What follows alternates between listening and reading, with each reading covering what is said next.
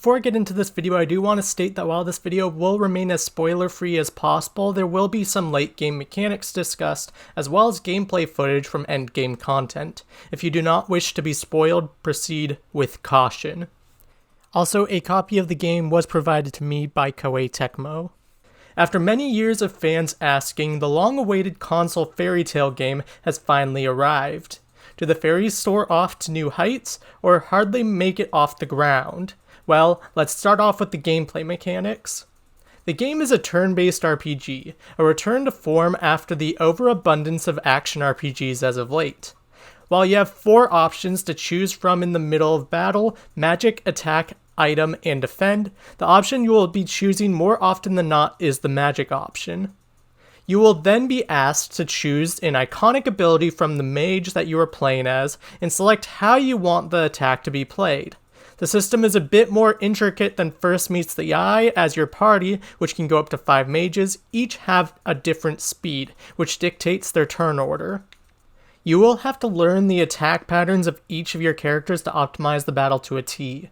Alternatively, you can use the auto battle mechanic if you want to just watch the moves play out, although I never use the mechanic myself. Magic Chain is an integral feature used in combat. Your team of mages will fill a gauge on the bottom right hand side of the screen, and once filled can trigger a team attack, which allows you to combo every opponent on screen and even potentially bring in the likes of Makarov, Kana, or even Mavis as a support. This feature also introduces Unison Raid, although Unison Raid hardly ever shows up, and when it does, the damage isn't too impressive, so it wasn't really that big of an addition for me personally. The majority of the time I would save my magic link for battles with environment destructive capabilities, also known as overdamage, as it was a surefire way to meet the damage requirements for these overdamage mechanics. Meeting the requirements gives you access to areas on the map which contains treasure chests and other great items. Another important key feature of the game is item management. While you don't have a set storage limit, you need items to trade with NPCs, rebuild Fairy Tail, and craft Lacrima, which can be found around the world. I will get into those mechanics in a bit, but make sure to pick up items as much as possible. There are 16 playable characters at launch, with 12 of those 16 playable characters received throughout the events of the story, leaving a quarter of the roster to the epilogue chapter of the game. I feel I would be happier with this choice if the characters which you gain after you beat the main story weren't consistently on your team as guest characters throughout the story. Each character has their own set of costumes which you can customize within Lucy's house. As of recording this review, 4 more characters are accessible as paid downloadable content, which includes Leon, Levi, Lisana, and Elfman. My one main query about the downloadable content comes from the character Leon. In the choice of the other 3 characters, Leon was a consistent ally and foe throughout the story and appears to have a full moveset. 2 other characters who share similar functions are Flare and Minerva, yet they aren't playable. Levi, Lisana, and Elfman are integral to the game's story and functionality, however, they don't battle within the game, so it appears those 3 characters were built from the ground up as additional content, rather than disc-locked content, much like it appears that Leon is.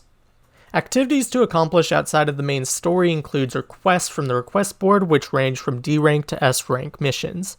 Each request completed will raise the rank of Fairy Tail's reputation, the ultimate goal of becoming the #1 guild within Fiore. The game rewards players who diversify their team at a particular point in time, as it can build bonds between each different character which you have access to. While this is a great feature and allows the player to witness conversations between some characters, other characters simply don't have dialogue with one another when raising their bonds. While I understand that some characters might not have ever interacted with one another in the main series, this is inexcusable when characters such as Sting and Rogue don't even have a bond conversation with one another. You also gain Fairy Tail points from completing missions which you can rank your individual characters up with, each rank providing something exclusive to said character. In terms of other types of missions in this game, NPCs fill Magnolia and Crocus with mini-quests, trading items for Lacrima, which boost a character's stats. You can use Lacrima not only to recycle with Levi in her laboratory, but you can also use those Lacrima to boost up to other Lacrima and make better items for your characters to equip. In Lucy's house, you can give Plue candy for some worthwhile items, look through the gallery containing a whole slew of content, and even encounter trespassers on the property.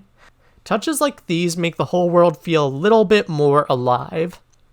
Moving on to the story and presentation, this is where I have more critiques.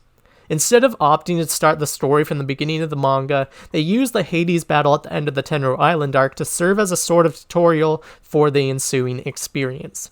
By starting the game at the crux of the 7-year blip, this allows for the core features of rebuilding Fairy Tail to its former glory to take place over the events of the game. The presentation is where a lot of this game falls apart, whether it be environmental graphics, which look to come from a game released 15 years ago, especially after following a pre-rendered cutscene which actually looks like it came from this generation, or the lack of character models and voices, especially noticeable in the Grand Magic games when Ichiya is the only representative physically there for Blue Pegasus, as well as Kagura from Mermaid Heel. Just to name a few characters who were present, but either had no model or voice includes Bixlo, Evergreen, Merity, Miliana, the entirety of Quattro Cerberus, Jura, Macao, Romeo, Hisui, Arcadios, and about half of everyone in Tartarus, amongst many others. It became abundantly clear that the budget of this game was too small for the ambition that Gust had for the scope of this game. I believe the presentation could have been improved if the studio decided to focus their efforts on bringing to life the Grand Magic Games arc in its entirety rather than also including the Tartarus arc. By adding both arcs, it spread the available resources thin and took away from the otherwise immersive experience. Some of the monsters also seem pretty generic, as if they weren't specifically created for the world of Fairy Tail.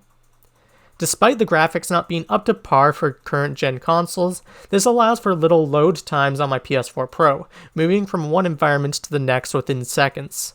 This also allows for many enemies to be present on screen without affecting performance. The environments also vary in terms of time, coming with both day and evening versions of each environment.